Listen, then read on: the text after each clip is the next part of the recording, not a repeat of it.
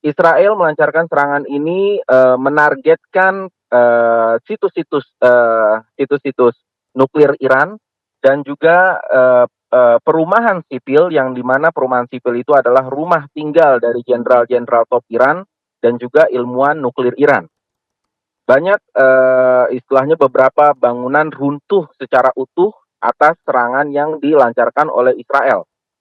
Serangan ini menurut berita atau media setempat dilancarkan lewat rudal yang yang diluncurkan dari pesawat tempur dari luar Iran, yaitu dari udara Irak dan juga Azerbaijan.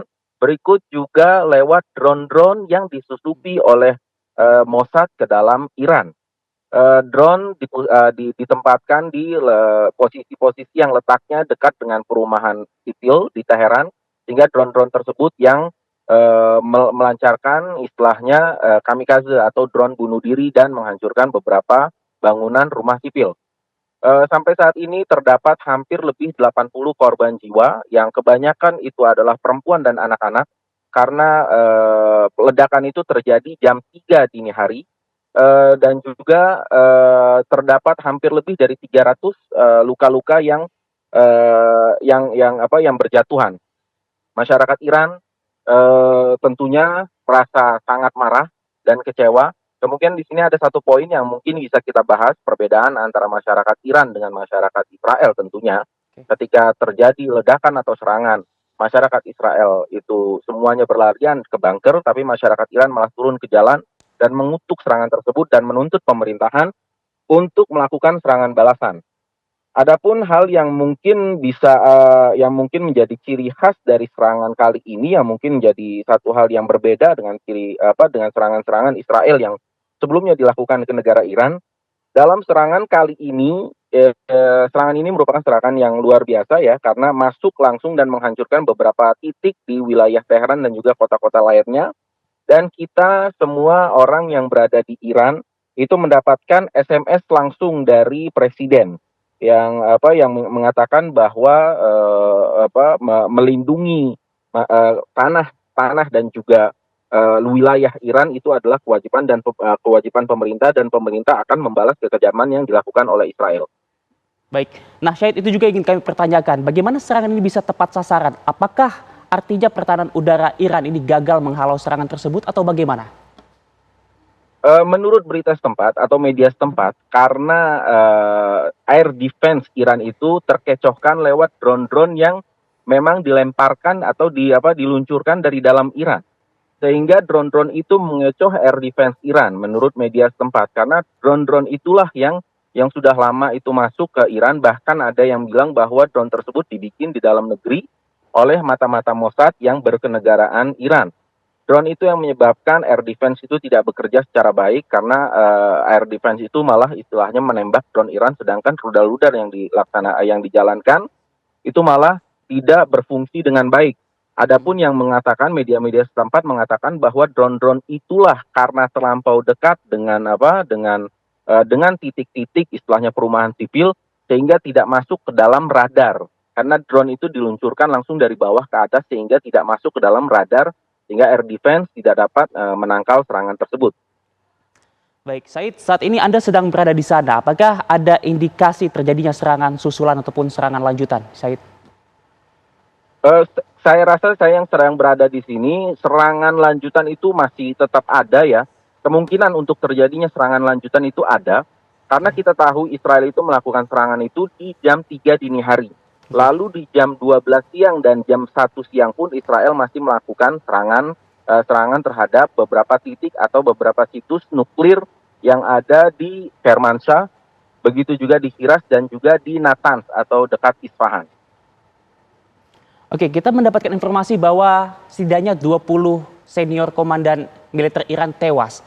Itu bagaimana, Syahid? Bagaimana bisa mereka secara bersamaan tewas? Apakah memang sedang berada di satu lokasi yang sama atau bagaimana?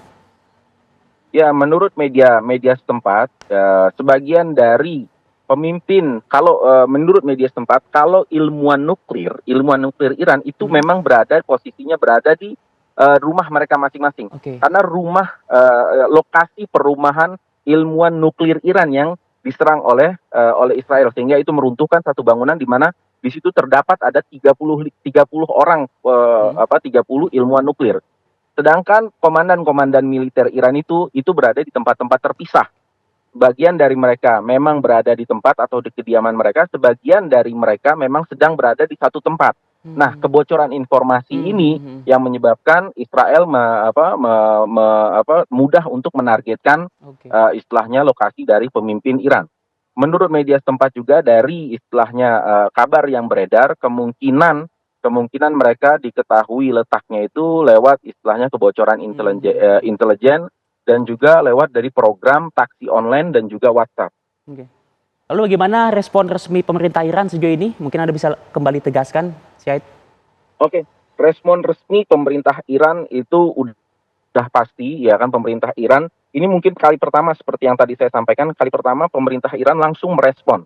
Karena sebelumnya kita sudah pernah terjadi beberapa serangan ya, Israel ke Iran, itu pemerintah istilahnya tidak mengeluarkan statement atau tidak mengeluarkan istilahnya pemberitahuan.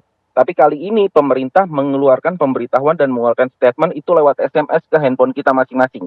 Dan ini belum pernah terjadi sebelumnya. Bahkan SMS itu atas nama presiden, jadi tidak ada nomornya di handphone kita, hanya tulisan presiden di setiap SIM card yang ada. Statement artinya adalah statement dari pemerintah Iran. Terjemahannya adalah pemerintah Iran akan membela hak-hak tanah dan juga udara dari serangan, dan serangan ini tidak akan tanpa jawab. Itu adalah SMS yang dikirimkan oleh pemerintah atau presiden Iran ke seluruh ponsel di Iran. Oke, bagaimana dengan respon terkait dengan serangan balik ke Israel? Apakah sudah ada statement terkait dengan hal itu? Statement sudah ada, statement tentang serangan balik itu sudah ada karena pemerintah sendiri mengeluarkan statement. Pemimpin tertinggi Islam Iran yaitu Said Ali Khamenei itu juga sudah mengeluarkan statement, itu pagi-pagi sekali kalau nggak salah jam 7, beliau sudah mengeluarkan statement bahwa serangan ini harus dibalas dengan baik dan juga dibalas dengan keras. Dan ada satu statement lagi yang dari salah satu pemimpin pengganti dari Hussein Salimi, Jenderal Hussein Salimi, mereka mengatakan bahwa Iran bukanlah Palestina, Tehran bukanlah Gaza, yang tidak bisa melindungi diri mereka dan tidak bisa membalas. Bahkan Iran juga bukan negara-negara Arab yang akan tunduk atas Amerika. Iran adalah Iran, dan Iran akan membalas seluruh istilahnya serangan yang dilancarkan ke tanahnya. Oke, pertanyaan terakhir, Syahid, mungkin bagaimana lalu situasi ataupun kondisi WNI di Iran pasca serangan tersebut? Apakah ada kekhawatiran mengingat informasinya sekitar ada 383 WNI berada di sana? Ya, betul, hampir 350 sampai 400 WNI berada di Iran yang terpencar ya di beberapa kota. Sebagian kecil dari WNI itu berada di kota Tehran tentunya, seperti KBRI kita itu berada di pusat kota Tehran. Tentunya pihak kedutaan, karena kita berada di satu grup, di grup WhatsApp, itu selalu menyatakan kesiagaan buat kita untuk bersiap-siap sampai menunggu instruksi selanjutnya.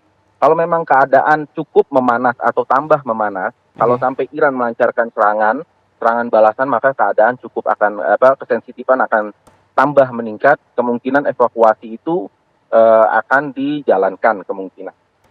Oke, baik. Terima kasih atas informasi lengkapnya, Said Idrus Al-Hamid langsung dari Iran. Selamat bertugas kembali dan juga selalu hati-hati. Terima kasih, Said. mari.